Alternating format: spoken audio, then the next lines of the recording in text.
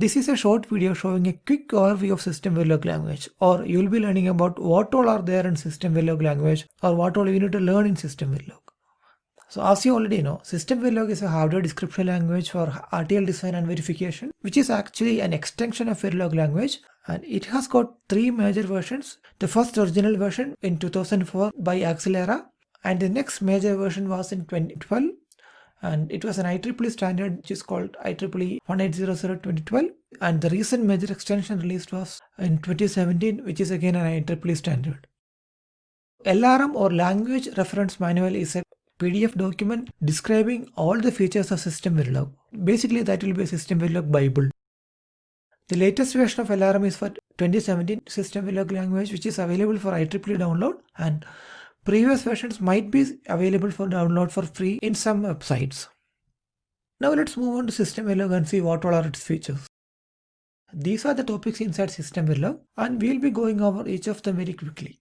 The first is language constructs. The language constructs consist of all the features that is required to start coding in a programming language. If you have learned any programming language, all of these features of Systemverilog look similar to those except the assignment statements and procedural blocks. Literal values, data types, arrays and operators are pretty much same as that in the case of any other programming language. And in Systemverilog, you cannot directly assign a variable with a value, but you need to use an assignment statement. So here it comes the second category, which is assignment statements. In Systemverilog assignment statements, there are two subcategories, which are procedural assignments and continuous assignment. And the next topic is procedural blocks or process.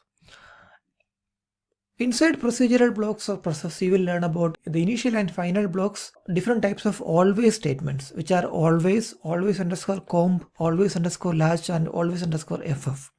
And also task and functions are kind of procedural blocks or process blocks, but again these could be a separate topic to learn while learning Systemverilog. Another subtopic in process are the fork joins. The fork joins are process controls statements, and again there are three categories: fork join any, and fork join none.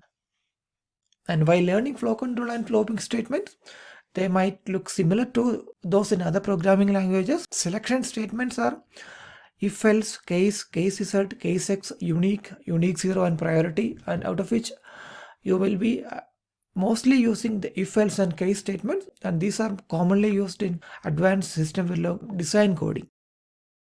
And the loop statements in Systemverilog are for, repeat, for each, while, do while, and forever. And finally the jumping statements are break, continue, and return. Now we'll go back to the first slide where we had listed out all the features of Systemverilog. We have seen in general about the language constructs. As I already said, the assignment statements and procedural blocks might be a little different from other programming languages, but of course there are different categories of arrays and data types in Systemverilog which are specific to Systemverilog, like dynamic and associative array, wire and time type variable, etc. And the next category is interprocess synchronization and communication, where you will learn about semaphores, mailboxes and named events, and these are commonly used in Systemverilog test bench coding. Next is Systemverilog assertions. Again, you don't need to learn about assertions if you are a beginner, but when you do actual Systemverilog coding, especially design coding, you might need to write a lot of Systemverilog assertions. And also Systemverilog assertions are widely used in formal verification or formal test bench. The next is interfaces. Again, interfaces are something specific to Systemverilog, and these are used in both Systemverilog design as well as test bench coding, and there are not much about to learn. The next is classes. So classes are purely used in Systemverilog test bench coding. So while learning classes, you will be learning about the basic object-oriented programming concepts, and also Systemverilog classes are the basic building block of UVM or the universal verification methodology, and therefore it is important to learn about classes in Systemverilog as and when you progress your learning. Another important topic for test bench coding is random constraints or random constructs. These are widely used to build constrained random test bench, and commonly these are used along with Systemverilog classes. And next is functional coverage. Functional coverage is a type of measurement where we'll check the quality of your testing. And again, this is a kind of topic which you'll need to spend some time to learn. And this is again a job of a verification engineer. And this comes as part of test bench coding. And another topic in Systemverilog is the scheduling schematic or the Systemverilog time regions. You might need not to learn all about Systemverilog simulation time regions in detail to code in Systemverilog. But while you learn about other features in Systemverilog, you might come across some subset in Systemverilog's time regions, and you might want to refer those regions in Systemverilog LRM. And finally, there are many random topics which cannot be categorized as at all. The system functions and tasks are the inbuilt functions and tasks which are prefixed with the dollar symbol like $display, $finish, etc.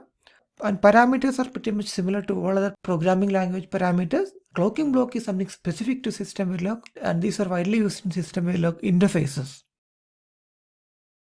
There is not too much to learn about Systemverilog packages and compiler directives. You might be even familiar with them if you are already familiar with these words in some other programming languages.